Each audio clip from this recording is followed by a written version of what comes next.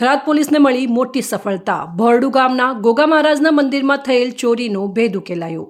Tharad police station વિસ્તારમાં આવેલા ભોરડુ ગામે ગત તારીખ 13/1/2026ના રોજ સુપ્રસિદ્ધ ગોગા મહારાજના મંદિરમાં ચોરીની ઘટના બની હતી। રબારી સમાજની આસ્થાના પ્રતીક સમાન આ મંદિરમાં થયેલી ચોરીને પગલે લોકલાગણી દુભાઈ ગઈ હતી।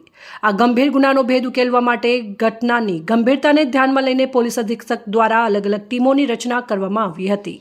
થરાદ પીઆઈ એટી પટેલના માર્ગદર્શન હેઠળ પોલીસે ટેકનિકલ સર્વેલન્સ અને હ્યુમન ઇન્ટેલિજન્સ અને બાતમીદારોની મદદથી તપાસ હાથ ધરી હતી અને તપાસ દરમિયાન મળેલી સચોટ બાતમીના આધારે પોલીસે રાજસ્થાનના પિંડવાડાના 3 આરોપીઓની અટકાયત કરી છે। સરારામ રણસારામ ગામેતી, રાજારામ ઉર્ફે રાજુ લાડુ રામ ગામેતી, બારમારામ સોપારામ ગમેતી અને 3 શખ્સોની પૂછપરછમાં મંદિરની ચોરીમાં તેમની સંડોવણી બહાર આવી છે। પકડાયેલા 3 આરોપીઓને નામદાર કોર્ટમાં રજૂ કરી તેમના 3 દિવસના રિમાન્ડ મેળવવામાં આવ્યા છે।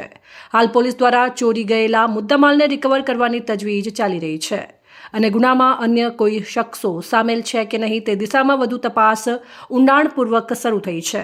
13/1/2026ના રોજ થરાદ પોલીસ સ્ટેશન વિસ્તારમાં આવેલ ભોરડુ ગામે ગોગા મહારાજના મંદિરમાં ચોરીનો બનાવ બનેલો છે, જે રબારી સમાજનું આસ્થાનું પ્રતીક હતું। જેથી મહેરબાન પોલીસ અધિક્ષક સાહેબ શ્રી ચિંતન તેરૈયા નાઓએ અલગ અલગ ટીમોની નિયુક્તિ કરવામાં આવેલી, જે અનુસંધાને ટેકનિકલ અને હ્યુમન સોર્સિસ આધારે પિંડવાડાના 3 આરોપીઓની અટકાયત કરવામાં આવેલી છે। હાલ 3 દિવસના રિમાન્ડ ઉપર છે અને મુદ્દામાં રિકવરની પ્રોસેસ ચાલુમાં છે। અહેવાલ જ્યોતુ બારોટ, સંબંધ ભારત ન્યૂઝ, થરાદ।